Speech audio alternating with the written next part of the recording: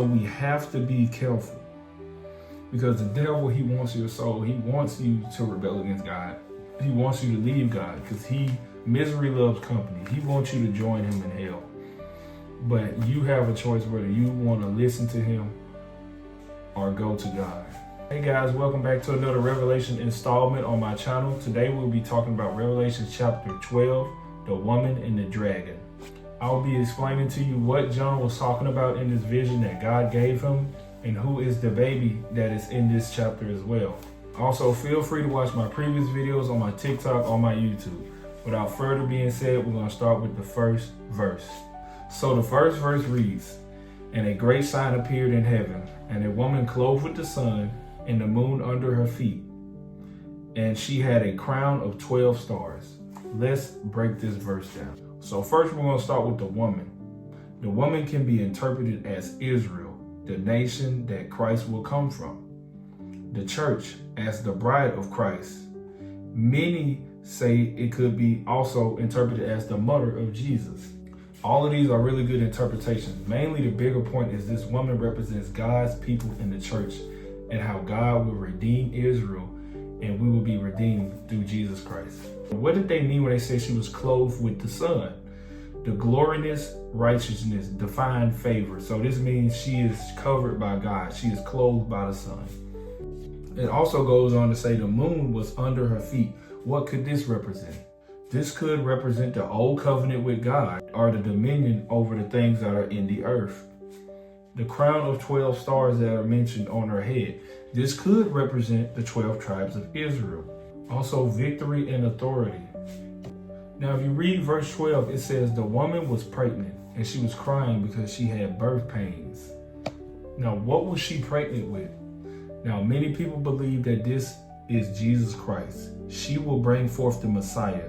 The pregnancy will represent the anticipation and the labor of God's plans. What Jesus went through, what all led up to this moment for Jesus to be born and to carry out his mission. Now, if you read verse 3, it says, "Another sign appeared in heaven. Behold, a great red dragon with 7 heads and 10 horns."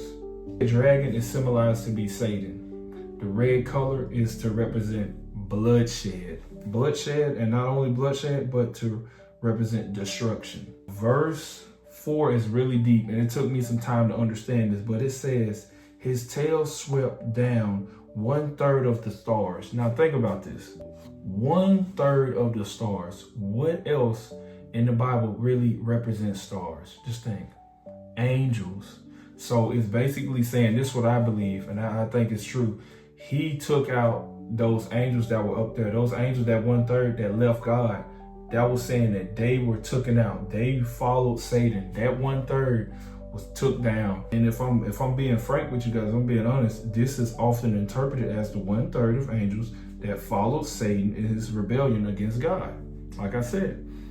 So the demons got cast down to the earth along with Satan. Now when you read verse 5 says that she gave birth to a male. Now this refers to Jesus Christ, the promised Messiah.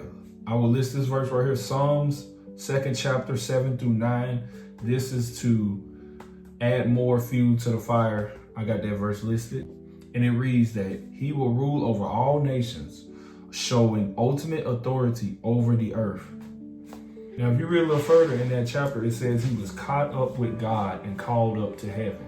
So that signifies that Jesus, he overcame a cross and he was sent up there. He went up there to be with God on the right side of God the Father, showing that Jesus did complete his mission and what he needed to do on earth. Now it says the woman fled into the wilderness on verse 6, and it said God will nurture her for 1,260 days. This symbolizes that God will protect his people, Israel, or the church, during the time of persecution. Now, if you wonder how long that really is, the days, it's 3.5 years.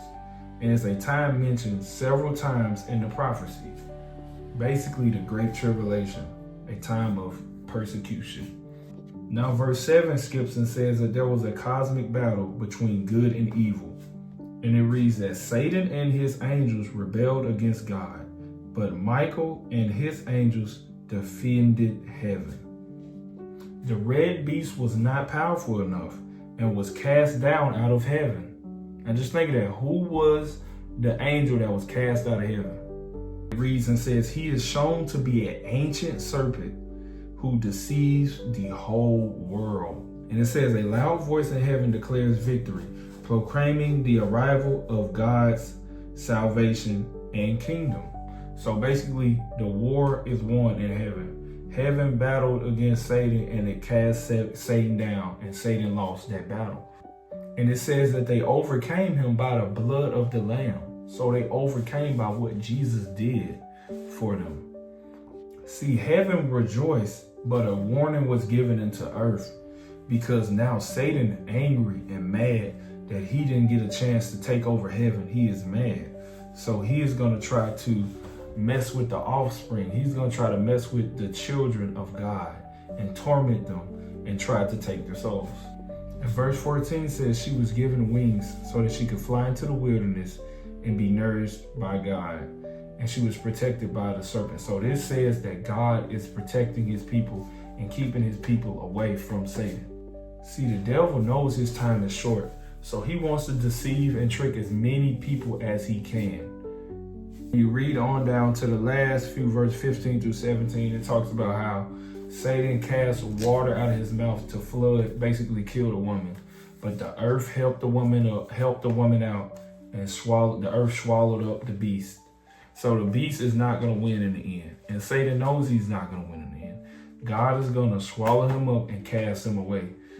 So he's going to seek as many people as he can and deceive as many people as he can. That's really what we got from this whole chapter, verse 12.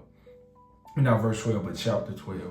How Satan is going to come after the church, come after Israel. He's going to come after them. But he is not going to win. It's up to you.